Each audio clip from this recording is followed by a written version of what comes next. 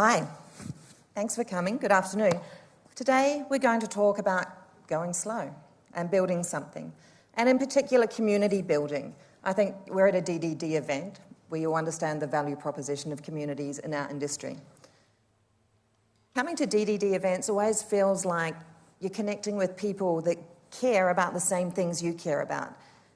I stumbled there because I am an epic swearer. I am spectacularly sweary. I'm going to try not to do that, but come with me on this journey. Along the way here, though, we've been building communities, we've been going faster, and it almost seems like now having actual human connection with folks is a luxury item. We've kind of moved away from just being people. So have you heard the old, move fast and break things? I'm going with screw that, and please appreciate there's not a swear word there. I've been censored.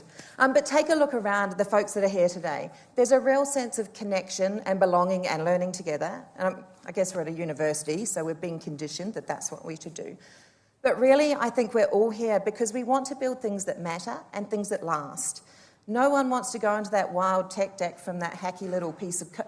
Who was here last talk? That will make much more sense if you were here. We're talking about tech debt. And if you build something hacky, it can be fun, but there's a little bit of angst with it. And if it's something you built with meaning, you can have a bit more pride. Different value propositions. But typically, as engineers, we give a shit and we want to do meaningful work. Outside of here, though, there's kind of this wild culture at the moment, and it's like we're addicted to speed, right? Like we're worshipping the velocity god. We're shipping stuff faster, we're scaling because we scale, and we're automating so many things. And I think we've confused this movement with actual progress. And worse, we've been applying it to our human relationships. And as a result, we've kind of just ended up with a lot of teams that are overworked. We've got some burnt out leaders. I mean, have you ever talked to a poor person in middle management these days? I used to mock middle managers, and now I just kind of pity them. And we've got a whole heap of communities that the moment your product is launched, the Slack channel goes, right? Like everything's done and there is no trust. And so in this going fast and relentless and pursuing velocity, I think what we're destroying is our team's confidence. We're killing our community's momentum, and honestly, I reckon we're messing with our own sanity a lot of the time. It's often not super visible at the outset either. It kind of shows up in your sprint reviews or when your employees don't turn up or your sick leaves through the roof. And your online communities and channels and conversations in Slack just become ghost towns. As I was introduced, I'm Gretchen Scott. I run Collider, and we train technical leaders to build better teams. I'm also a director at Women Coders, and through my work at both of these places, I've learned the antidote to this crazy velocity movement and burnout culture isn't just like another monitoring tool or... Have you seen those new AI products that are meant to measure how stressed you are and then tell you to just chill for a bit and then tell your boss that you were stressed and that you should chill? Not convinced that that is going to fix what we're heading up against, right? A 2-week vacation doesn't fix that feeling of franticness, right? I'm going to propose today that intentional slowness and being a bit more purposeful could be something that helps. It's not going to fix everything, but I want to talk about how going a bit slower is not a luxury, it's actually just a high-level investment in life. I don't think we should be manic all the time. We're going to take a little bit of a side quest because I got introduced as a director of Women Who Code Melbourne. Women Who Code Melbourne doesn't actually exist anymore. The community died. But it didn't really die. So I ran Women Who Code Melbourne, and we were under our US overlords, the Women Who Code banner, which was fabulous, right? They gave us a brand name that companies kind of wanted to sponsor. That was cool. They gave us insurance so we could run our events without worrying about stuff. They paid our meetup license. Those are wildly expensive, by the way, and just keep going up and up. And they paid for Zoom. So it just meant we could go off and do our fabulous things. And our Melbourne branch was the fastest growing by percentage in the world. Bangalore was the fastest growing by numbers, but I think that's 2 different competitions that were going on there, right? We ran really great hands-on technical events. So we would get these people in the room, writing code, whatever that was, doing workshops, connecting, asking really stupid questions, and then having great food. And one of our best events was building React apps. There was 80 of us in the room on computers learning together and writing. And so the following day, all hyped up, I'm like, yes, I will send through the GitHub repo, we'll do the survey thing, this is epic, I can't wait for the next event. And as anyone who works with me will know, I am either the worst tech product user or the best tester in the entire universe. But I hopped onto Meetup, and I'm ready to send out all this info, and I'm like, it doesn't fucking work. How do we do it? I ended up having to pair program to use Meetup. Turns out it wasn't me. We'd been kind of kicked off or moved down like 5 levels. So it was like, okay, right, I'll go do some actual work.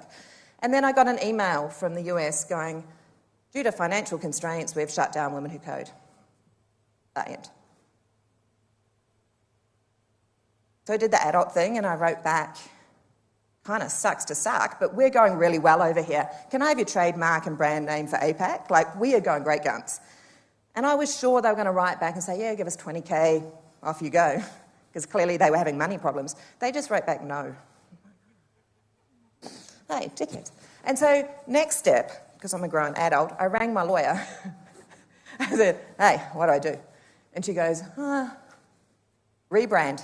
I'm like, well, obviously. And she goes, rebrand really closely. Really closely. So that's our logo. If our colour was the same as the DDD teal, yeah, it's close, it's close.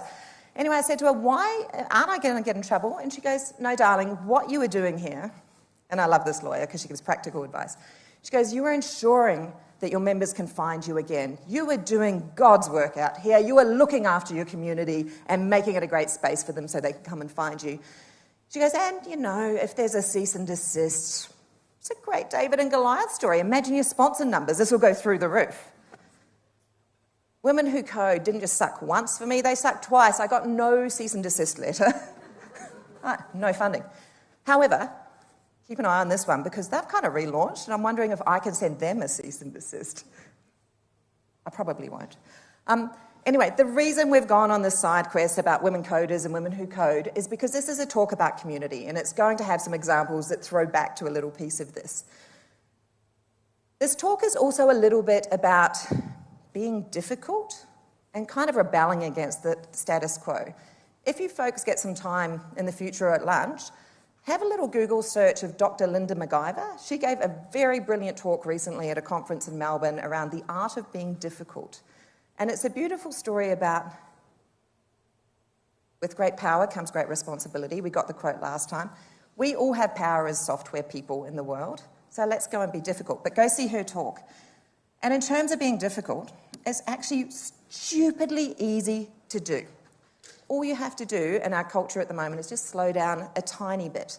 And going slow isn't a flaw, it's an actual strategy. So it's a rebellion against burnout, because every time you choose a bit of depth over that crazy speed, it's an act of solidarity against that crazy burnout culture. And going slow gives you time to have an intentional pause. It buys you time to ask those hard questions about what kind of tech debt am I getting into, the reckless kind or the intentional kind. Or you can, in regards to a community, you can ask questions around, actually, why are we here? Who are we excluding? Who are we including? And that prevents the need for massive cleanup later on.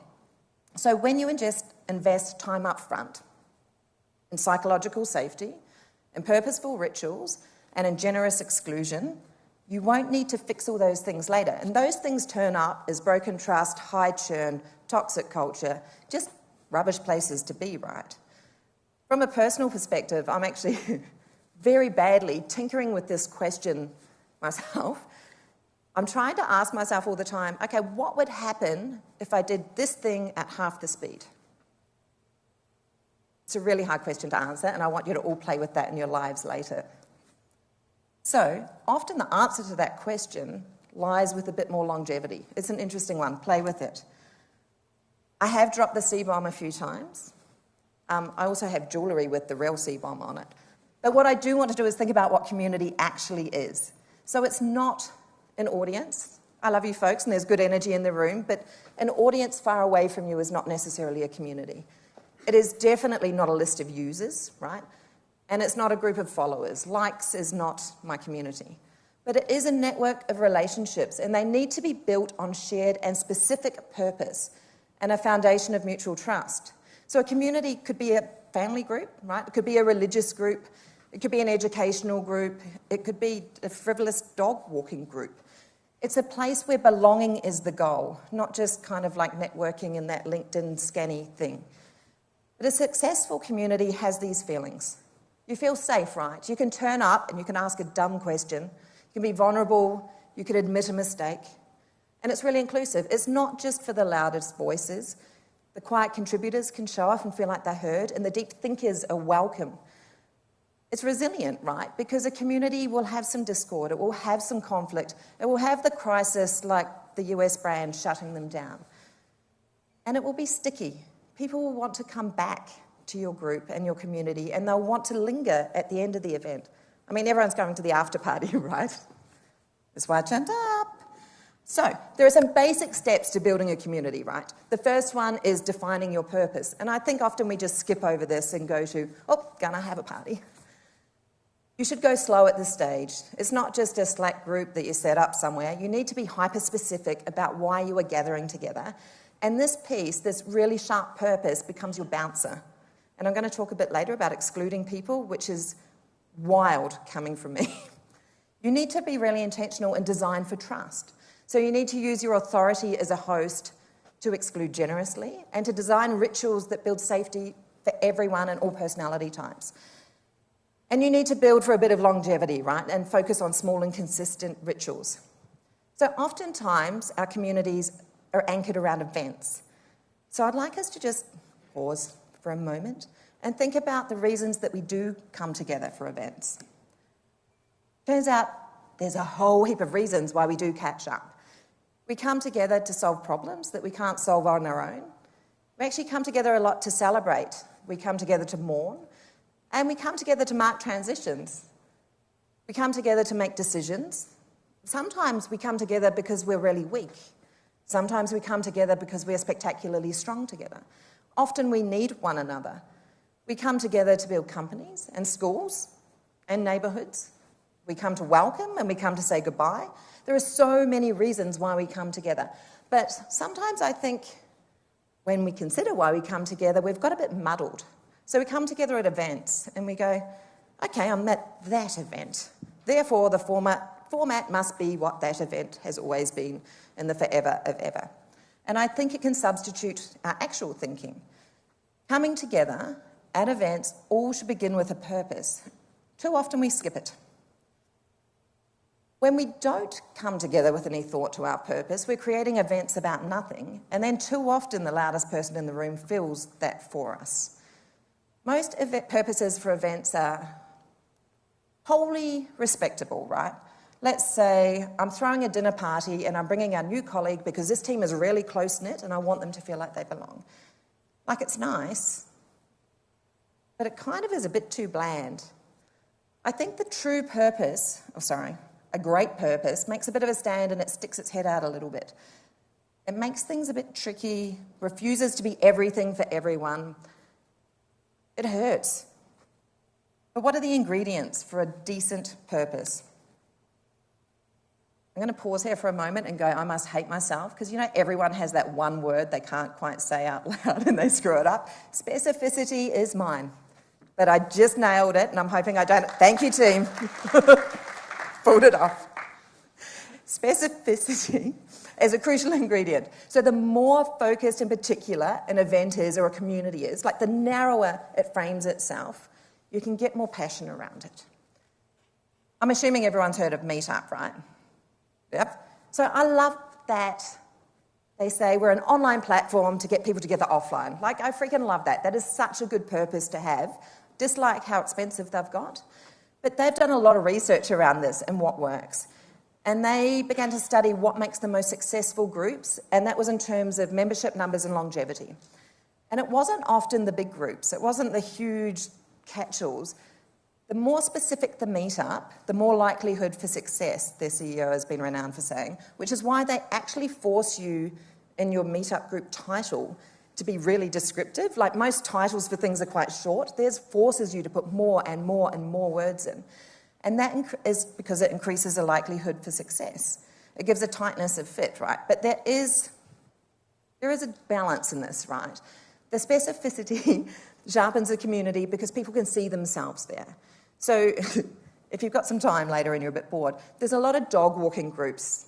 I don't know if there is in Adelaide, but in Melbourne there's dog walking groups, and they are hyper-specific. Like, they might be only white fluffy dogs between 2.5 and 3.1 kilograms, and we walk in Fitzroy on Tuesdays. That level of hyper-specific. But if you see yourself in that group, by crikey, you're in that group, right? Like, you are turning up. Those are your people, you are going. There just might not be heaps of you. It might be a group of 2, and if that's what you want, fine. I mean, you never know. Uniqueness is another ingredient, right? I think it's really valuable when you're in a community or building the purpose around this to stop and think, how is this community, or how is this meeting, or how is this group different to others? When we got Women Who Code up and running, in Melbourne at the time, there were exactly 0 meetups for women in tech. Like, there were some really great meetups, but there were none just for women at all. However, a really defining, unique moment. Let me give you an origin story, actually. We were hanging out at a meetup. It was like the 3rd one in a fortnight. It was great. It's at one of the local places in Melbourne. You go to meetups.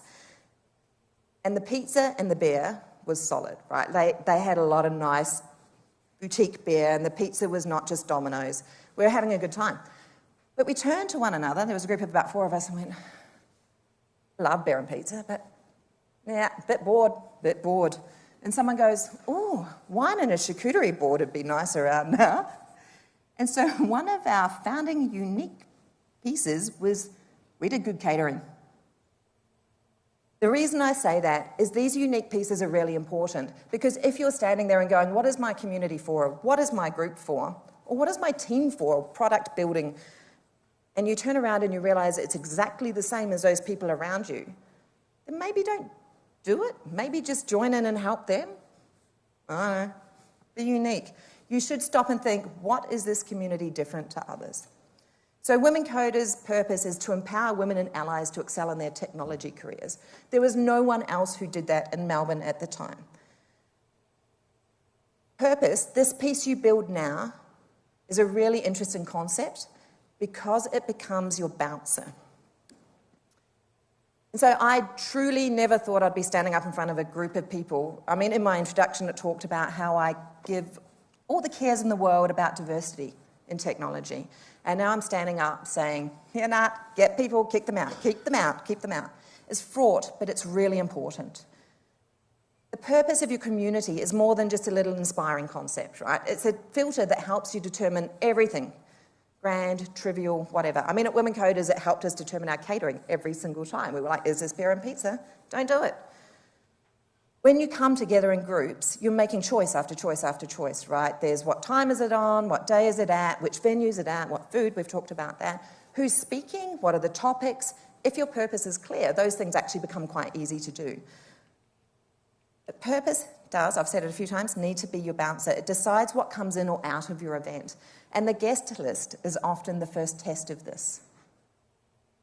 It's an opportunity to kind of look at how purposeful am I about this?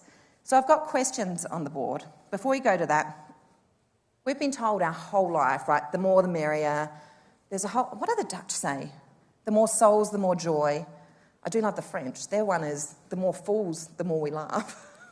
Very French. But we've spent a millennia being told we should include everyone all the time, and I'm just like going to go to the opposite of that. When you are coming together with purpose, you need to close some doors. So when you come to this piece around who should I include and who shouldn't I include, these are really great questions. The first one, it's pretty obvious, right? Who not only fits, but helps fulfill this? That's super easy. You bring them along.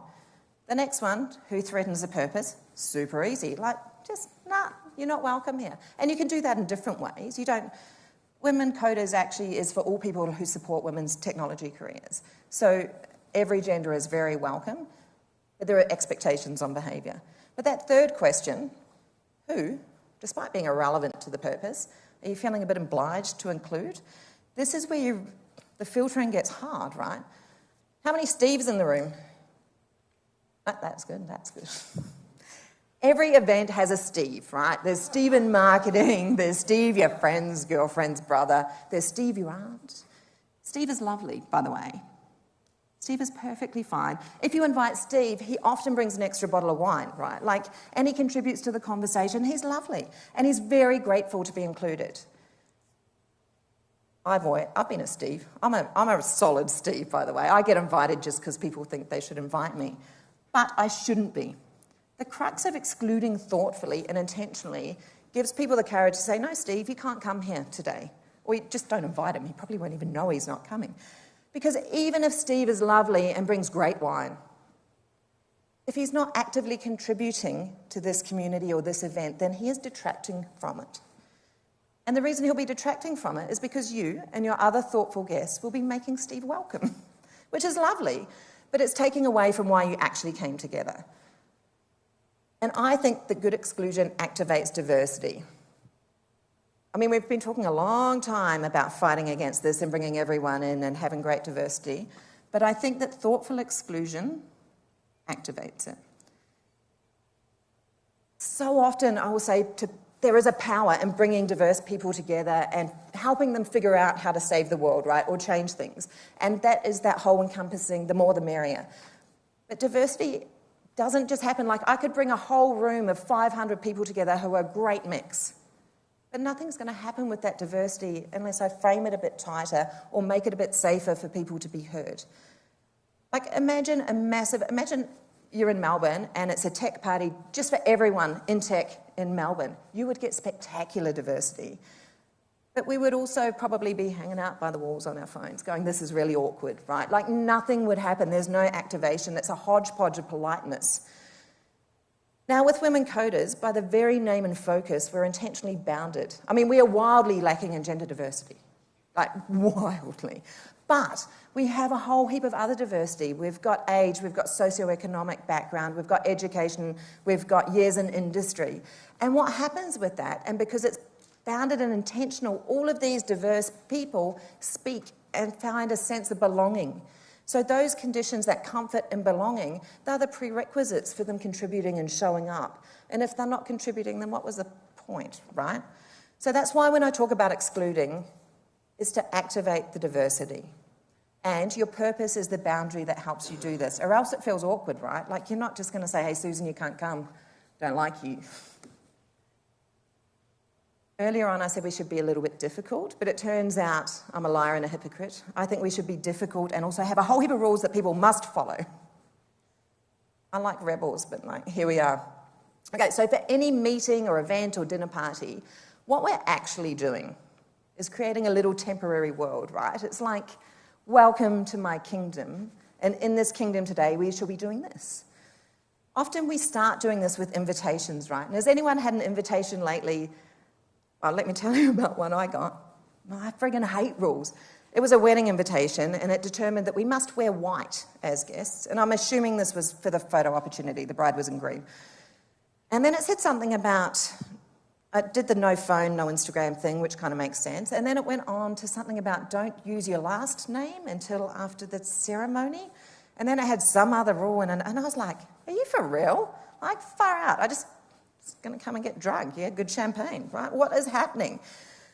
And I was starting to rebel and be like, and it just, I don't know. And I was like, you are like etiquette on frickin' steroids. And then I slowed down for a minute and I was like, oh, is it though, actually? Because etiquette is unspoken rules, and we judge people on them. And they are unspoken rules that you learn in your closed circle class-based life. These crazy pop-up wear white to a wedding rules, when I let go of my hostility towards them, I went, oh, they're actually a bit fun, right? Because I'm going to a fake world for a moment, so these rules aren't actually that serious. They're not going to hold beyond the boundary of this event. And why not? And I know what's going on. I know what is expected of me, right? So etiquette, I think, used to go really well back in the day when we lived in those little pockets, and all I did was interact with little pockets just like me, and it really mattered that you use the cutlery in that order. Because everyone knew, because everyone grew up there. But if you pause for a moment, you go, oh, that's a whole heap of elitist kind of rich white dude vibe, right? And not everyone has the experience to do that. I think I've got some beautiful Spanish friends in Melbourne, right? They're generous folks, wildly intelligent and interesting and glorious. And they would be beyond perplexed as to why when they turned up to a dinner party an hour 15-ish late, every time, like consistently, the host would be wild at them. Like they just didn't get it. They were like, what do you mean you're angry? If I showed up on time, that would be the height of disrespect. And the host is like, everything is burnt and soggy, and why didn't you tell me you were going to be late? And that wasn't a clash of etiquette, it was a clash of civilization and experience. But I think what happened there is my Spanish friends didn't know the rules of engagement. They weren't made explicit. And so they broke them, and they got judged, and they felt the breaking. So I think in a world where we're not just living in those little closed communities, and I'm really glad we're not living in those little circles of whatever, we're bumping into other people who have different expectations on what etiquette is and isn't, and different feelings around what happens when everyone breaks them around them. I mean, I grew up doing very high-end catering when I was at university, and it was very British-based. And so the fork is in your left hand, folks. American people often put their fork in their right hand after they've finished cutting up, and I'd be standing there going, you heathens, like, what are you doing? And it was just a clash of etiquette. So I think having rules like this is kind. People know what to expect. You could turn up, assuming you read the poorly written English I give, and come to Women Coders and know what the rules of engagement were. You wouldn't be risking embarrassment or shame.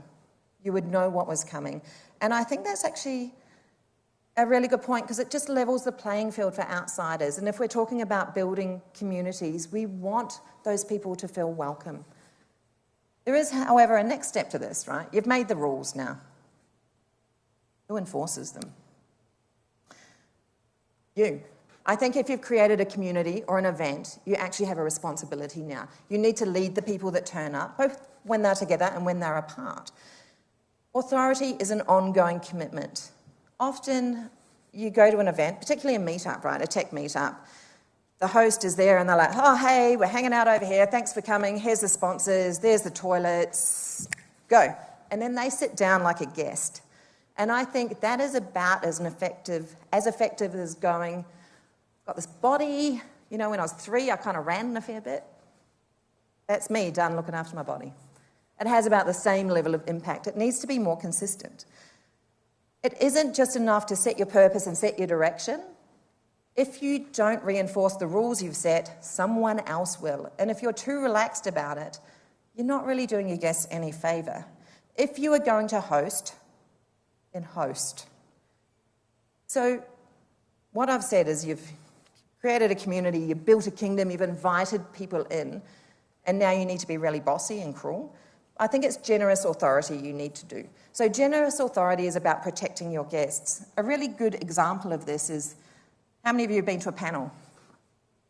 How many of you have been to a panel where someone had an opinion, not a question?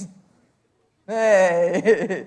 So I think in this example, a responsible host who cared about you and had generous authority might lead that piece before question time with, if you could just start really succinctly with your name and then lead into a question, one that ends with a question mark.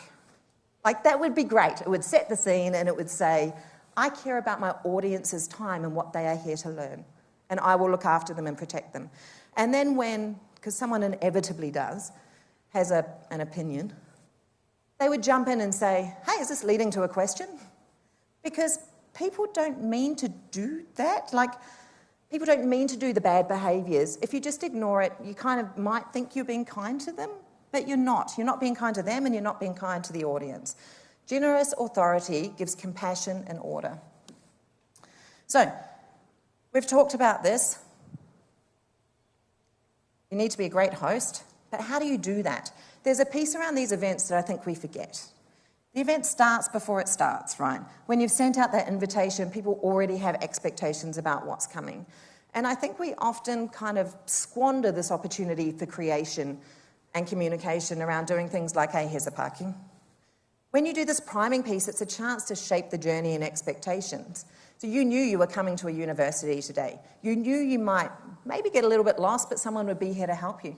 That's great. We didn't have to say it 10 times later. There's another piece here around, there is a threshold when someone comes to you and comes into your kingdom, right? We've all turned up as actual people today, but being people, we are messy. Some of us might have been arguing with the trams. Some of us might have read a really rubbish email this morning. Some might be arguing with the kids about the dishwasher. Some of us might not have been able to find our favourite shoes and the day is just screwed.